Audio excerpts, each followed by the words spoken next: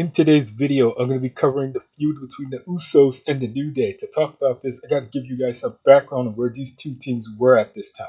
The New Day were WWE's most popular groups and they were over with the crowd. They captured the tag team titles twice and they were holding for 483 days, breaking Demolition's record.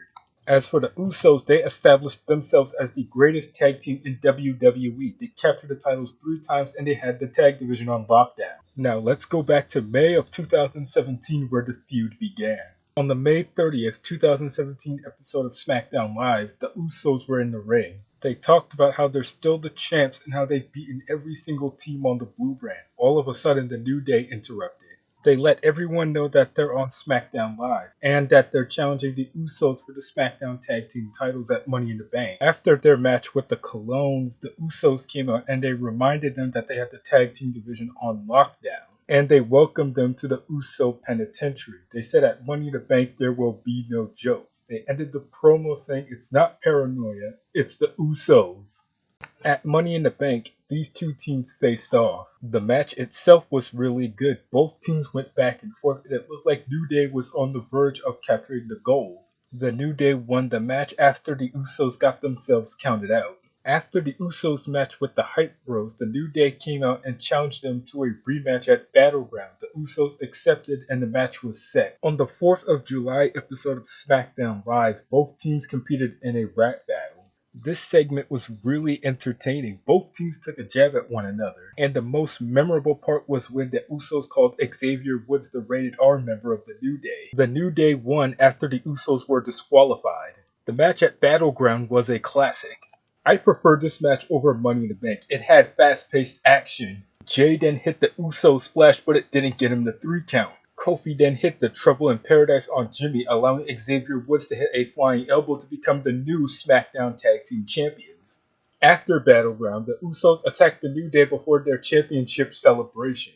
The following week, the Usos came out to address their actions. They bragged about how they attacked New Day the following week, and they mocked them by saying Usos rock to end the promo. A match was made between the two teams at SummerSlam. After their match with Sami Zayn and Ty Dillinger, the Usos cut a promo saying that at SummerSlam, they're going to regain their titles, and they mocked the New Day by doing the hip swivel. The New Day's music hits and out came Big E. The Usos looked confused and Kofi and Woods attacked them from behind. They threw Jay into the steel post and they focused their attack on Jimmy. They brought in 2 steel chairs, but Jay pulled his brother out of harm's way. As the New Day stood tall. Before SummerSlam, the Usos beat the tag team champions, gaining momentum going into SummerSlam. At SummerSlam, these two teams face off but on the kickoff show. I don't know why this match wasn't on the main card, but it was good nonetheless. It was a classic match.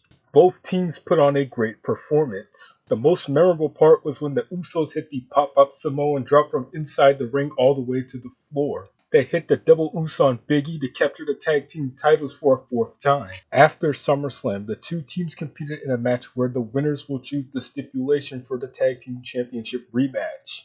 The Usos won, which means they get to choose the stipulation for the match. They chose a street fight. That match was fun. Both teams brought the fight to one another, with the Usos getting the upper hand. They were setting up for the double Us, but Kofi pushed Jay off the top rope through a table. The New Day hit the midnight hour to capture the tag team titles for the 4th time. After their match with the Hype Bros, the Usos confronted the New Day while they were at ringside. They said at Hell in a Cell, they're going to become 5-time tag team champions. Woods then grabbed the mic and said that they're going to defend their tag team titles inside Hell in a Cell. The Usos accepted and the match was set. The match at Hell in a Cell was simply one of the greatest matches in WWE. Both teams went back and forth. A lot of stuff was used in this match. A trombone, a cowbell, and even a gong. The Usos then handcuffed Xavier Woods and placed him on the ring post. They then delivered some brutal candlestick shots. They then hit the double loose on Big E, but Woods at the last second broke the pin. They hit the double loose on Woods to become 5-time tag team champions and end the feud on top. It wasn't until 2018 where the feud was reignited. They had this awesome match at Fastlane that saw Harper and Rowan get involved. This led to a triple threat match at WrestleMania that saw Harper and Rowan capture the gold. And that's the feud. This was simply one of the best feuds of 2017. It gave us awesome matches, awesome promos, and awesome segments.